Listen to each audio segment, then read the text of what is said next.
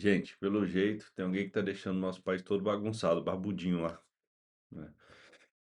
Nada contra, né, pessoal, não tenho contra o L, nem o B, Bolsonaro, nem Lula, não tenho nada contra isso, gente, mas eu quero que o nosso país ande para frente, né, e não adianta nada um país bagunçado, né, e as pessoas trabalhando para pagar impostos, né. Mas vamos ver aqui o que que o Jornal S fala, e o News também tá falando aqui, vamos reagir a esse react aqui, ver o que que tá rolando no Brasil, né. Eu te pergunto isso porque Carmen Lúcia, quando o Fachin escolhe Carmen Lúcia, ele está escolhendo uma ministra capaz de dialogar, e ela dialoga muito bem com Alexandre de Moraes, com Dias Toffoli, com Gilmar Mendes, com o próprio Fachin, de quem ela é muito próxima. Ela é de muito boa convivência, é o que eu sempre ouço da ministra Carmen Lúcia. Então, a escolha dela me parece, apesar do tom mais duro do Fachin, um gesto também de diálogo para dizer, olha, vamos fazer nós, porque se a gente não fizer nós, vão fazer por nós daqui a pouquinho lá no Congresso Nacional. Natuza, Joel, eu estive hoje no Supremo Tribunal Federal e a impressão que eu tenho é que a resistência a esse código de conduta é muito grande, é maior até do que se imaginava há uma semana. E é exatamente por isso que o presidente da Corte também escolhe a ministra Carmen Lúcia como relatora. Há quem diga, inclusive, que são os dois únicos defensores firmes desse código de conduta. Mas, de qualquer maneira, essa é uma discussão que já ganhou a sociedade. Da semana, desde quando o ministro Edson Fachin vem falando disso, já no ano passado, mas isso ganhou muito corpo nas últimas semanas, até por conta de todo esse caso master, que envolve, sim, deixa chamuscados ministros da corte.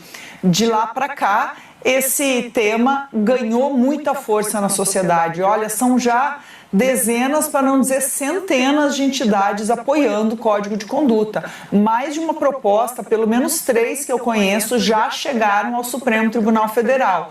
Quer dizer, é muito difícil você fazer uma discussão dessas andar para trás. Mas a resistência é enorme. Primeiro, porque alguns ministros acham que a lei da magistratura já abarca toda essa discussão, todas as regras que regem ministros da corte, né? O Supremo é a última palavra, então quem vai realmente dizer isso está certo, não está, a ação de um ministro está certo ou não está. Mas, ao mesmo tempo, os ministros estão sendo cobrados para darem uma demonstração. Então, primeiro, essa resistência de que já existiria um regramento para os ministros do Supremo. E depois outros que dizem que não é o momento, exatamente porque o Supremo está sob ataque. E para isso, o presidente da Corte sempre tem dito que não vai ter momento ideal. E a gente sabe que não, porque há um embate claro entre as forças. Agora, me chamou muita atenção essa jogada de colocar a ministra Carmen Lúcia como alguém que vai costurar as propostas, enquanto o presidente também se preserva um pouco para tocar o dia a dia da corte, fazer, por exemplo, pauta de votações, assuntos a serem analisados no plenário. Então vai caber a ela seguir uma costura que Fachin vem fazendo aí diariamente, pelo menos nas 2 últimas semanas, com todos os ministros. Agora, é um discurso que ficou apenas entre os ministros. As outras pessoas que discursaram hoje não tocaram nisso, não falaram em código de conduta, mas é alguma coisa que está no meio da sala e uma cobrança muito grande da sociedade. Agora, o que também me chamou a atenção hoje é como o Supremo está, de certa maneira, isolado. A gente tinha o presidente da República, presidentes da Câmara e do Senado para falar dos outros poderes, mas nomes fortes da oposição não estavam lá. E a gente sempre vê nesse evento de abertura, reabertura do trabalho do Congresso, nomes fortes da oposição. E isso indica que o Supremo hoje é visto como um elemento que será usado na eleição. Será usado de que forma? Vai ser atacado, especialmente por muitos nomes da oposição, da direita. Então, o Código de Conduta se faz ainda mais necessário como autoproteção da instituição. Então, o Supremo, ele foi muito importante, você citou, na pandemia, durante a tentativa de golpe, né? Não deixar passar impune quem tentou um golpe contra o nosso sistema democrático. Mas agora se coloca outro grande desafio. E o ministro Fachin foi muito duro no seu discurso e chega a falar que os ministros respondem pelas escolhas que fazem. Acho que o recado está dado, a sociedade vai seguir cobrando e essa resistência a gente vai ter que ver se ela vai se dar apesar do que a sociedade hoje pede ou se vai haver ali alguma forma dos ministros, então, costurarem algo que aceitem e para dar uma demonstração de que sim, a instituição é essencial, é necessária e responde ao anseio da própria sociedade. Deixa eu colocar mais um elemento aqui. O momento diz o seguinte, olha, o Supremo, os ministros do Supremo estão sob ataque, se sentem sob ataques. E estão. Esses ataques não diminuíram, eles continuam. Talvez tenham até... E sob críticas também, não, né? Mas é uma coisa diferente, a crítica é diferente do ataque. Ele está sob crítica, é fato, e está sob ataque também. Mas é exatamente por estar sob ataque que a autocorreção precisa acontecer. Porque senão você perde aqueles que te defendem lá fora na sociedade. Se você não praticar a autocontenção ou a autocorreção, ou não corrigir rotas erradas e criticadas pela sociedade, se eles não atenderem às críticas, se eles não responderem às críticas, os ataques vão continuar daqueles que querem, de fato, um Supremo amordaçado, calado, e eles vão dar o trunfo para essa turma, que é a turma antidemocrática. Então, me parece que eles estão dando murro em ponta de faca quando a Ana Flor diz, olha, parece que a resistência até aumentou. Porque é tolo, eles não vão ganhar, eles não vão levar a melhor nessa. É isso. E o timing que a gente está vivendo agora, que é levantado às vezes por ministros como um motivo para não aprovar o Código de Ética, que é o ano eleitoral, pelo contrário, esse é um motivo que, politicamente falando, deveria levar o Supremo a agora sim, especialmente agora, antes das eleições, antes das campanhas, aprovar isso para dar alguma resposta à sociedade. Para dizer, olha, todos esses possíveis conflitos de interesse que vocês estão vendo e apontando e que precisam ser investigados, nós não estamos parados. Todos esses atos de ministros fora do Supremo, em eventos, em jatinho, em almoços caros e tudo mais, reuniões, nós estamos vendo isso, nós reconhecemos que é um problema e nós vamos corrigir. E por que eu digo que esse momento, ainda mais do que todos? Porque para muitos candidatos, especialmente ao Senado, nestas eleições, uma das bandeiras vai ser impeachment de ministro do Supremo.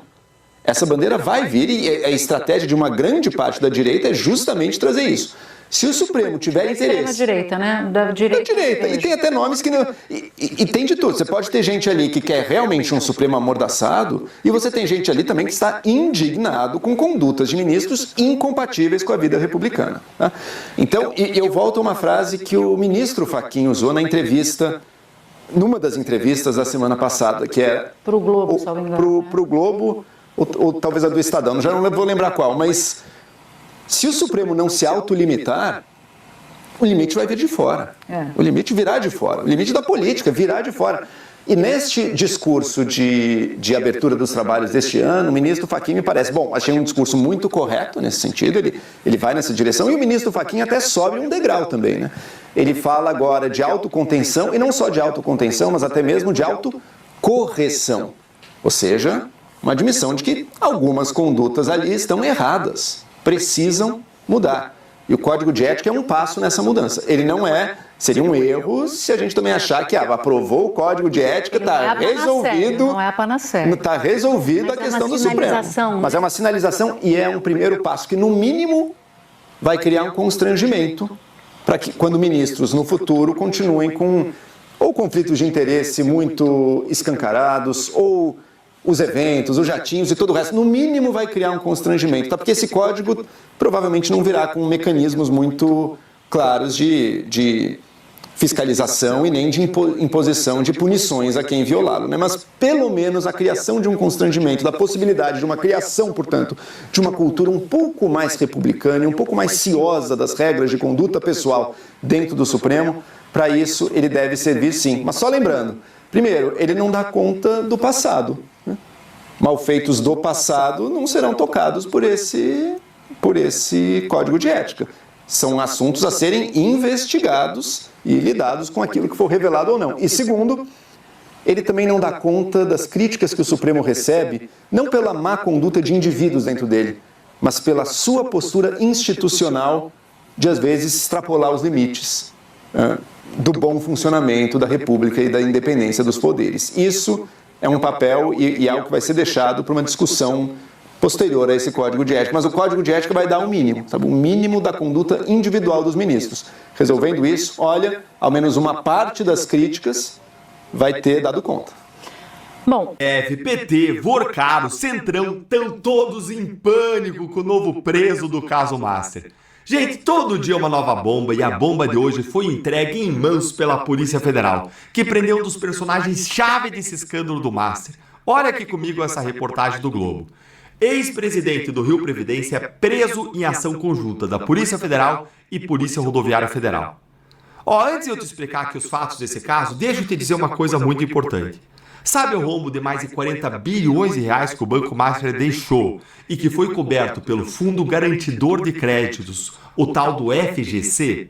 Pois bem, gente, o FGC ele cobriu algumas categorias de investimentos até 250 mil reais. Então, se você tinha um investimento lá de 100 mil, 150, 200, 250 mil reais em um CDB, você foi coberto, ou seja, o FGC foi lá e essa espécie de seguro nosso, que é o FGC, uma seguro não contra a batida do carro, mas contra a quebra do banco, esse FGC vai lá e paga para você de volta. Mas tem alguns investidores que não vão receber nada de volta tão cedo, porque os seus ativos, os seus investimentos, eles não eram cobertos pelo FGC. Não era, por exemplo, um CDB, ou então o valor investido passa de 250 mil reais. E os aportes do Rio Previdência entram nessa categoria que não é protegida por esse seguro que é o FGC. Para você que não sabe, gente, o Rio Previdência é uma espécie de instituto que é responsável por pagar pensões e aposentadorias de mais de 235 mil servidores do estado do Rio de Janeiro. Esse instituto ele recebe os valores dos servidores, que é descontado dos salários deles todo mês, e aí fica com uma bolada de dinheiro que vai usar para pagar as aposentadorias lá na frente, no futuro. E enquanto isso, o dinheiro fica investido, rendendo. Mas é a obrigação dos administradores investir em investimentos sólidos. Mas sabe o que o Rio Previdência fez? Aplicou 970 milhões de reais em letras financeiras podres do Banco Master. Que sabe quem que vai ter que pagar? Vão ser os servidores que confiavam que um dia teriam direito à sua aposentadoria ou à sua pensão. Por quê? O que faz, gente, com que um presidente de um órgão tão importante, que cuida do futuro das pessoas, das aposentadorias, das pensões, faça um investimento desses, uma coisa dessas? Veja, a gente está falando aqui de investir em algo que lá atrás já se sabia ser arriscado. Por que foi lá e comprou títulos do Master, hein? É isso que eu preciso que você entenda. Vorcaro, com a sua ostentação e compra de apoio político e institucional, ele não comprava só amizade e proteção do judiciário e do Centrão, não. Não é amizade que ele estava atrás de dinheiro. Ele comprava apoio a medidas como essa. Ele se aproximava de funcionários públicos ou de políticos que tinham indicado funcionários públicos para chefiar institutos de previdência, órgãos públicos, que poderiam colocar milhões de dinheiro público no banco fraudulento dele. Isso tudo de acordo com as investigações. Então, é possível que tenha havido pagamento de propinas aqui, ou para os gestores do Rio Previdência, ou para os políticos que indicaram esses gestores. A gente ainda não sabe quem vai dizer isso no fim, vai ser a polícia e a justiça. Mas, em outros casos, já se provou que é assim, gestores de fundos que se vendem, que recebem propina para direcionar investimento para papéis e títulos podres. Então é isso que a polícia vai investigar se aconteceu aqui. Só que, se você acha que o prejuízo é de 970 milhões e esse já é um valor alto, gente, não, ele é ainda pior do que isso, pior do que você imagina. O Tribunal de Contas do Rio de Janeiro, deixa eu ver se acha aqui, não, nessa reportagem aqui, o Tribunal de Contas do Estado do Rio de Janeiro incluiu no cálculo as perdas dos investimentos que o Rio Previdência fez em fundos administrados pelo Master. E isso elevou o tamanho do prejuízo para, pasmem, 2,6 bilhões de reais. Só num fundo. Só do Rio Previdência e do Rio de Janeiro. E o presidente do Rio Previdência, que autorizou esse investimento, ele estava fora do Brasil desde janeiro, quando a Polícia Federal deflagrou a primeira fase dessa operação, da qual ele foi um dos alvos. Dá uma olhadinha aqui no que essa matéria aqui fala. De acordo com informações preliminares, o Davis, que estava fora do Brasil, chegou na manhã desta terça-feira no aeroporto de Guarulhos, em São Paulo, alugou um carro e estava na Via Dutra em direção ao Rio quando foi interceptado por agentes da Polícia Rodoviária Federal. A prisão dele agora, gente, é por suspeita de manipulação de provas e suspeita de ocultação de patrimônio. Após a primeira fase da operação, a Polícia Federal identificou movimentações suspeitas no apartamento do investigado, como a retirada de documentos. A polícia monitorou ainda a manipulação de provas digitais e identificou a transferência de 2 veículos de luxo para terceiros. Agora presta atenção aqui. Antes de eu te contar quem que está em pânico com essa nova prisão, eu quero te trazer um alerta. Se você quer se blindar financeiramente, não depender do governo ou de um fundo de previdência, como esses envolvidos em escândalos, e que tem um futuro tranquilo, garantido, eu quero recomendar para vocês o Time Lion, que é patrocinador aqui do nosso canal e é o maior representante do consórcio Servopa do Brasil, que tem mais de meio século de solidez.